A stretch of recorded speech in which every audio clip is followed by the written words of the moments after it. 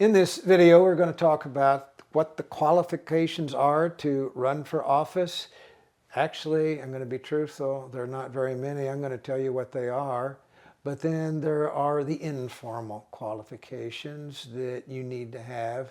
It's just that the voters are the ones making the decision about that and not the law. So if you're serious about running for office and you want to know how voters are going to decide whether you're qualified for the job or not, stick around because I got a lot to share.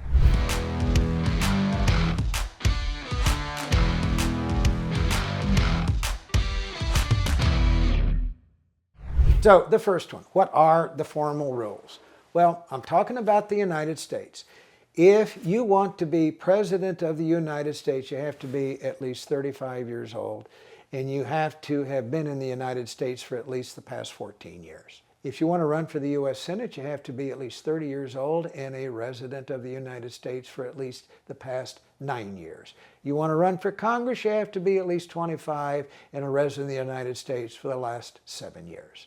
As a practical matter, if you were born in the United States and you are of those ages, of 35 you can run for president, 30 you can run for the Senate, 25 you can run for Congress, and that's just about all of the formal qualifications you need to run for office in the United States. Now, that's how the law determines that you're eligible to run for office and that you have the qualifications you need, but voters have a very different standard. And really, they're the ones making the decision about whether you win or not. So, how do voters decide whether you're qualified or not? The answer is they don't even care about your qualifications until they get some idea of what you want to do for them. All right? And it's only when they have some idea of what you're going to do for them that they might wonder about your qualifications. During the course of a campaign, what you do with your campaign message, what you offer voters, what you tell them that you're going to do if you win an election, how you're going to change a policy that might be causing them some pain, how you're going to improve their quality of life, how you're going to give certain people in your jurisdiction a hand up, that is part of your campaign message. If they're intrigued by some of the stuff that you are saying, then their next question when you put your offer on the table is, are you qualified to do the job? Because that sounded great. But how do I know that you got your feet on the ground? And that's where voters decide, based upon the information you tell them about your biography, that you pass that test. Now, what do you need in your biography? Actually, it's not a lot, just enough to let them know that you got your feet on the ground, that you graduated high school, maybe you graduated college, that you've held a job in your life, or that you've raised a family. You don't need much more than that. All they're looking for is proof that you're not a clown or a kook or some sort of grifter that's trying to fool them.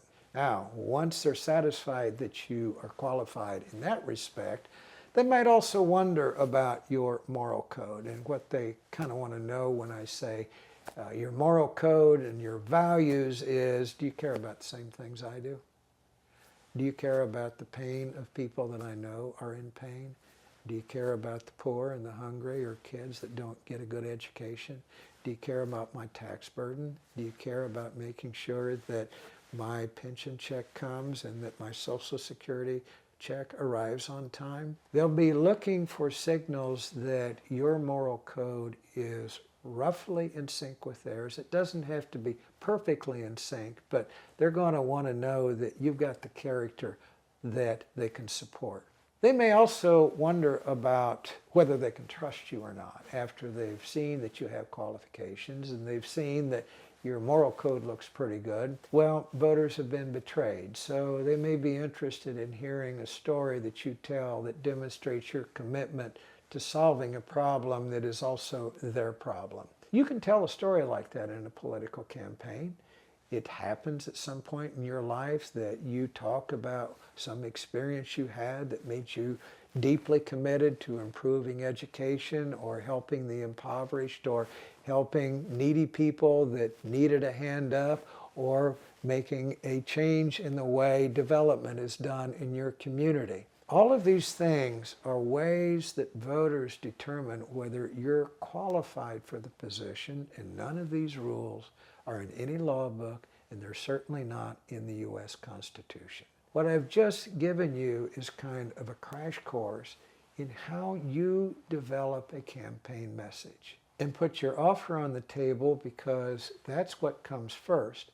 How you develop a campaign message, present your offer to the table, and the kind of questions that voters will have for you as they make sure that you are worthy of their vote.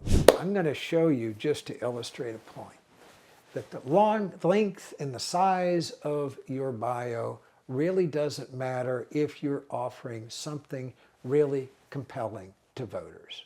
Example number one. I knew somebody who was elected mayor of his town when he was 19 years old. He had barely graduated from high school. That was the only thing on his biography. Yeah, he got a degree from his local high school. And yet they elected him mayor at the age of 19 because they thought he was going to improve the town more than the people running against him.